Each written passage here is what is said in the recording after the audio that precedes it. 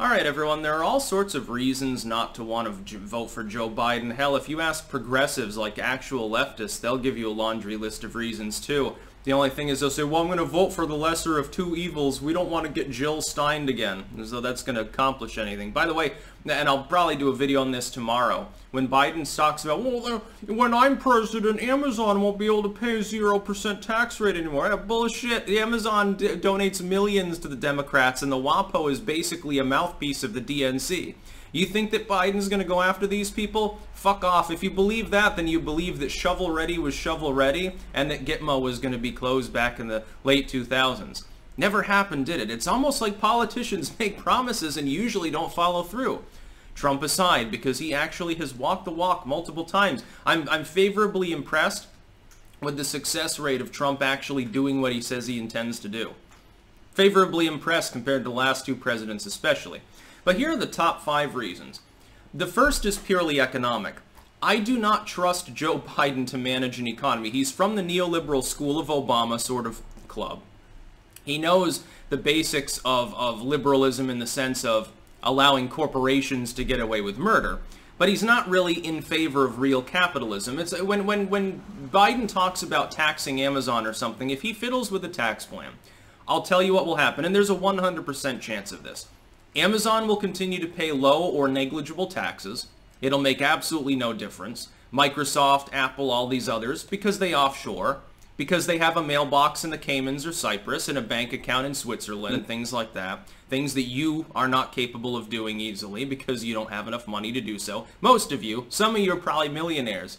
That barely even means anything these days. It's really scary. But I'll pay more taxes. You'll probably pay more taxes if you have a job at all. Which I know a lot of people, unfortunately, right now, you're on furlough still. Biden, we already know how Biden would manage an economy because he's been VP before. Trump managed the economy much more adeptly. It was much better once Trump took hold. The only reason right now that there's an economic issue at all, a recession, is because of coronavirus. That has nothing to do with Trump's economic policies. Biden would have done anything differently. Except probably push for soft communism, aka UBI. The Democrats want to introduce that because they know it'll be popular. It'll even the playing field. What it'll do is for the poor and the working class, yeah, it'll give them more money at the expense of the middle and upper middle class. It's not going to do anything to the rich. It would be paid for as well by expanded debt, of course, and it wouldn't actually increase your purchasing power. If you're in the lower echelons of society, you'd think that all of a sudden you had all of this money, but it'd be worth a lot less than it currently is. Therefore, it is a problem.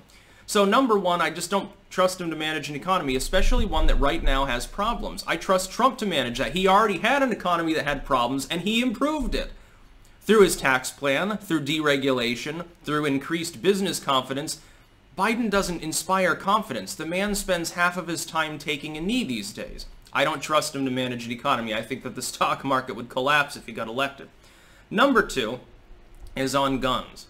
And this is well, you're a boomer right-winger. Well, no, not really, but the Second Amendment is ironclad, and I don't want to see it eroded. I want to see it expanded. I think that if we re-elect Trump, the balance of SCOTUS will allow us to finally put an end to a lot of the state-level gun control that we've got, because finally SCOTUS will have the composure to take on cases of that nature. Roberts is reluctant.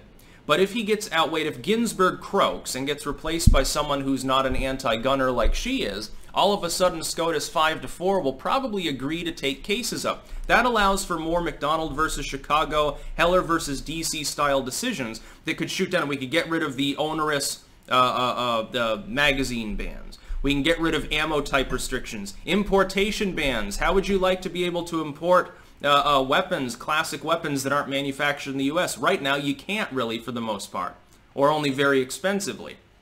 We could see the repeal of the NFA. I would like to see gun rights expanded back to their proper role, which is virtually limitless. And that's the proper Second Amendment, just like it's the proper First Amendment, the proper Fourth. I would like to see nationwide stand your ground and castle doctrine. We're not going to see that with the Biden presidency. It'll take us 30 years for the Supreme Court to revert back to a proper composure. And keep in mind, there are certain issues on which I don't really side with the right wing on. They've, in my opinion, been wrong at times on abortion, on gay rights. But guns is a big issue for me. That's literally in the Constitution. It needs to be protected. It's one of the things that sets the United States apart from pretty much the whole rest of the world, is the concept of individuality requires the concept of personal self-defense. So that's number two. Biden is an extreme anti-gunner, or at least he's marketing himself as one. The problem is the DNC is currently still being influenced by the poison of far leftism. So long as that's the case, handing them power means far left policies might actually begin being pushed by the neoliberals as an opportunistic power grab. Number three, his constant fear-mongering, the constant propaganda, his adopting of what he knows is wrong. He knows that it's bullshit when he says things. Constantly talking about Trump is racist, Trump is bigoted, Trump is this, that, and the other thing. Those aren't policies. Those are statements that have been made by the legacy media for years without any shred of evidence that nobody ever claimed about Donald Trump before he was running for office. Joe Biden knows that these claims are false, yet he perpetuates them, just for opportunistic reasons, and it pisses me off. It gets old after years and years of hearing the same propaganda, because the whole point is to tell a lie often enough till it becomes accepted as true. This happens all of the time within politics. The Democrats successfully did this to Trump's tax plan. They repeated the lie over and over, despite all evidence to the contrary, that tax relief didn't go mainly to the working and middle classes, even though it provably, objectively did. It was provable. Virtually everyone in the middle class got a tax cut of some measure. But you wouldn't know that if you listened to any of the legacy media reporting, including from the miscreants at Fox. So I get tired of the TDS. It's boring. I would rather hear Trump on Twitter go off the rails and say weird shit. I would much rather that than have a Biden speech on, oh, Trump is bad, we're going to repair the nation and rebuild it better than before. Evil Drumpfler is breaking all the toys. It's a bunch of bullshit, really. Number four is his tough on crime record. Now, this puts me more on the left side of the spectrum. Biden was a tough on crimer in the 90s, is glowingly in favor of the drug war, still favors it largely. He's not a reformist. The idea that he's a man of the people, I take the knee against police brutality, dude, half of the incidents of brutality that skate by are because of the tough on crime legislation you sponsored. You're a hack for for-profit prisons. You're a hack for throwing as many people in jail as possible, as often as possible, to use as slave labor, because you're a fucking corporate neoliberal hack shill sellout.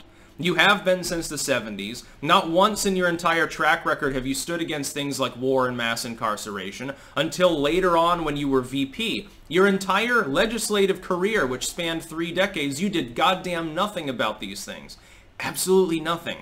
So why should I trust Joe Biden to be a reformist and say, okay, well, we're legalizing marijuana at the national level. I'm going to end the drug war. No, he's not. That's a bunch of bullshit. There's too much money to be made in throwing people in prison for no reason. Biden can't look a gift horse in the mouth on that one. He'll keep it going as long as he wins and becomes president. Trump, meanwhile, he's taken a backseat and he really seems amenable to the idea of legalizing marijuana. And he's passed the First Step Act. He was one of the champions of the most significant reformist legislation with regards to policing and crime of certainly the last 10, 20 years. Obama didn't do that. Bush didn't do that. Trump did. Supposedly evil bigot Trump, by the way. And number 5 is the most outwardly obvious, which is the man is demented. I can't vote for Biden because he wouldn't be the operative president. He wouldn't be calling the shots. He doesn't run his Twitter account.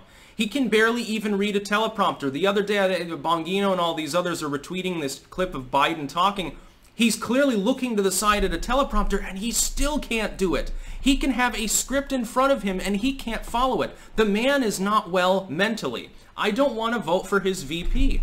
Because they wouldn't even be properly seen as an elected official. Whoever's running the show is either an oligarchic cabal of aides and staffers and DNC officials, which isn't proper. The president is supposed to have latitude, is supposed to be able to manage his or her own affairs. The whole idea of the president is partially as a charismatic figurehead. Well, if that president's not capable of making any decisions in and of themselves because they're fucking demented, that kind of diminishes the role of that office now, doesn't it? Or he resigns or croaks, which is entirely possible at his age with his obvious fucking dementia problems and his 2 aneurysms that he's had, and we get left with our first female president, probably of color, by the way, a double minority for the first time in U.S. history, and they weren't even elected. They had to be jerry-rigged in there by the DNC by forcing Biden to take them as a running mate. which is probably the whole plan. They don't expect him to make it 4 more years. The dude's already pushing 80. He certainly wouldn't be capable of running for re-election. If you think that after 4 years of that kind of job, Biden would be in a condition to be re-elected, you are insane. Now, what they would do is they would have him step back and have his VP take over.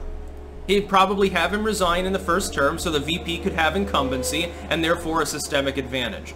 I don't want to vote for a demented warmonger, somebody who I literally cannot trust on the economy. And another thing is just pure optics for diplomacy. You want to have someone who's strong and upright and capable of facing down some of the bad hombres and that are leading other countries with cutthroat dictators and shit. Trump does that all the time. In fact, he can get along with these people. Biden would be worse than Obama. He'd be one of those presidents who says, I'm drawing a red line, don't you cross it? And then they cross it and says, oh, well, that's regrettable. Strongly worded letter. Trump is the sort of president that puts a red line down. Mostly people don't cross it because he's done crazy shit like randomly drone Soleimani. In all honesty, it does help the U.S. image around the world as far as warding off actual credible significant violence and acts of terrorism. Think what you will about drone assassinations, of course, aside. So yeah. Those are just the top 5. I could sit here literally all day. I could do a 2-hour live stream on why I wouldn't vote for Joe Biden. Mainly, the number one reason is literally there's no way to vote for him because he wouldn't be the president. His vice president or an oligarchic, unseen, dark government cabal would be running the show. He would literally be just there as a figurehead. Basically, they want to have far-left policies and a far-left president, and with double minority status so for patting themselves on the back and getting more opportunistic, grifted, racially motivated votes. But they realize that the business Democrats would be terrified by that sort of thing, so they put an old white neoliberal up as the actual candidate. That's basically what the Democrats are doing. It's a goddamn fucking minstrel show in reverse. That's about all. Peace out.